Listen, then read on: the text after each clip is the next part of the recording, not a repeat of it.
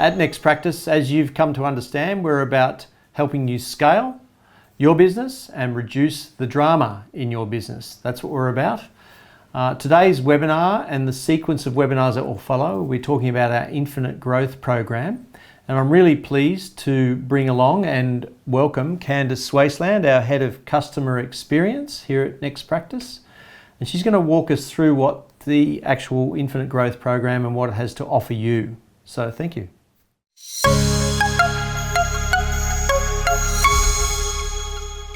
The third element of the Infinite Growth Program is strategic and tactical planning. So a lot of people understand strategic planning and then do a lot of tactical planning, but combining those two is really essential. So your strategic planning is how you're going to approach the market, right? We're going to target this type of market, this type of person, and these are the people that we need to execute that, and these are the activities that we're going to do to execute that. Fantastic. So I guess data plays a big part in this too. Huge part of that. Yeah. You have to understand who you're targeting, right? And your purpose really needs to be driving towards who will benefit from that the most. Awesome. So if I said who would benefit from this session, if we've got stressed business owners who are really sound technically, who are just struggling with the business issues and the drama and the team management, this is our audience. This content is made for people like that. Yes. Great. Awesome. Exactly. Yes. And you need to admit you need help. Right. Right. Understood. Yep. We all have to face it. Yeah, I think a lot of people with their businesses, like, this is their baby. You know, they've built it, they've got it off the ground, it's running, and that's something to be really proud of. Yeah. But the next step is scary. It's scary to think that other people are going to take part in your strategy, take part in running your business. But if you want to go from A to B, you want to go to 10 to 50 million, then you're going to need to let go of some of the reins, bring in some more expertise, and really knuckle into this this strategic and tactical element, and take some of that off your plate. Start working in the business all the time and start working on the business. Fantastic, because that's what I've done, or we've done, which has freed me up immensely. And I'm really grateful that I, as Gino Wickman put it, let go of the vine. Yes. Really, and then trusted those around me to take that forward. And I'm so glad that we've got to that point. So you can kind of think of your strategic planning as that working on the business, and your tactical planning is then how that transitions into in the business, right? Because you can have a strategy, you can work towards it, and then your tactical is how each department needs to address their changes. Right? So, because that's a reality, right? Yeah. You need to be tactically sound to meet those changes. Exactly, Right. exactly. That's the nuts and bolts, the gritty, but the strategy still is leading us, but we have to play the tactical game to get there. Absolutely. And if you've got any visionaries in your organization, they're probably very, very good at the strategy. And if you've got any some integrators, operational folks, people, they're usually very good at the tactical. Sounds like a happy coupling. Yes, yeah. So you have to, you know, make sure that you're doing both. Yeah. Because if the technical takes over, you'll never have the vision to get to the next level. Yes. If the vision takes over, you won't be able to execute anything. Yeah. Got it. Yeah. Excellent. What we do is make it very simple, right? I have seen 50-page business plans, and then I've seen companies that are functioning without a business plan at all, or a strategic plan at all. You know, there's all different kinds of extremes. But I say if you can keep it between 1 and 3 pages, you're doing well. How do we go? How do we go? 1 page. 1 page. 1 page. Exactly. How does that look? Yeah. Sure, you're going to tell us. Yeah. So we bring it down to be very simple, right? And the reason for that is because we want everyone to stay on the same page, no matter what level of literacy in this that they have. Yeah. Right? So if you are someone in finance, you don't want all the information about operations to be front and center. It's just, it might be a power, but it's not the area of expertise. So it's definitely the high level. You, as a business, this is where we're going, and these are the core success factors of doing that. Yeah, right? Love it. And then when we go into the tactical, we can start to break down what are the actual activities that are required to do that. Activities, that makes sense, absolutely. So you might have a quarterly rock, which goes on your one page, but then the tactical planning underneath that is where it's broken down by department, by pod, by group, on what are the X, Y, Z that we need to do to get to that point. Yeah, tell me, I've got an anecdote, if you ever want an anecdote, but I'll tell you the story I was telling you about, this a major football club here in Melbourne had a change in senior leadership and CEO. The team came together and they talked about their issues, and there was multiple silos that weren't connected.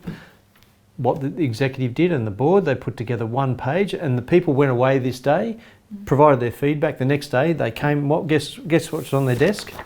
One page plan. Everyone had the same song sheet to sing from. The one plan, and that cleared up a lot of issues into department issues, personal issues. It was wonderful, and the person that was telling me the story was saying we were so relieved. So it's amazing. It's relieving, but I think it's also the trust. Galvanizing. They said it's galvanizing. Together. But like I said before, you have to have the trust to say, this is your rock. Go away and do this tactical planning without me monitoring you, which is a very hard step for a business owner or someone who's been in a business for a long time. But if you don't do it, you're restricting it to yourself, that's right? Yeah. And you're kind of breaking down those trust elements, because are you, as the head of sales, telling the head of finance that you can run the tactical department better than they can? You can't. You need to admit your own, downfalls so that they can shine.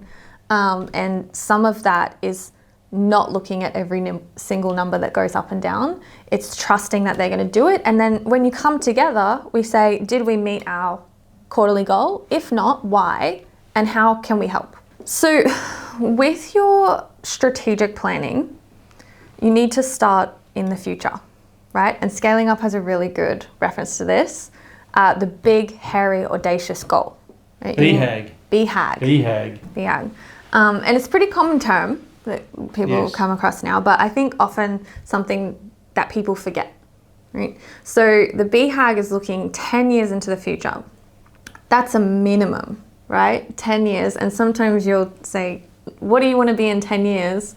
And people, I don't know. Random answers. But I guess the BHAG is meant to be somewhat exciting, somewhat nerve-wracking. Yes. A bit of both. Yes. It keeps on our toes. Exactly. Right. Yeah. It needs to be something that scares you just a little bit. Scares you just a little bit. So that you're thinking, you can progress further. So it's an old adage. We underestimate what we can achieve in the long term and overestimate what we can achieve in the short term, right? Yeah. So a lot of teams will set really audacious short-term goals and think that is more appropriate than setting audacious long-term goals, right? Which is a little bit backward. So if you say 10 years, what's the dream? Where are we in 10 years? And then you scale that back to 3 years, 1 year and a quarter. And then at a tactical level, the month, the week, the day, you can see how achievable it is. Absolutely. And sometimes people go, oh, we can even set it a little bigger. Right. That's what we like to hear. Yeah. As a business owner, when someone says that and the how they're going to do it, go to it. Exactly. Go to it. So it's just like personal goals. It's taking your big goal, breaking it down into smaller pieces, and making sure that the ownership of the piece goes into the right person, in the right seat, and that it's driving towards your purpose. Thanks again for joining us for our inaugural webinar, and thanks, Candice, for your input. That's fantastic. Breaking down those 5 elements and bringing it to life. I just wanted to assure you that this isn't the end. What we intend to do is run follow-up webinars breaking down each of those 5 elements in more detail and showcasing the tools that you can use in helping to scale your business and reduce the drama in your business with all the ingredients we've been speaking about today, which is just, it's been excellent. Thank you, Candice.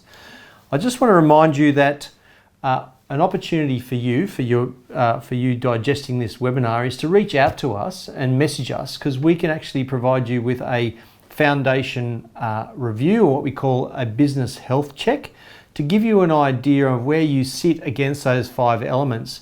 Out of that, you'll learn a lot about your business and yourself, quite possibly, and then that becomes the work that you can undertake to improve ultimately. A part of that is a complimentary 1-hour consultation, and you simply reach out for us and we book a time, sit down with you either face-to-face or in this day and age, of course, over the screen can be done, but using that checklist as a bit of a measure. Very valuable tool, free for you, just reach out. Thanks so much, and we'll see you soon.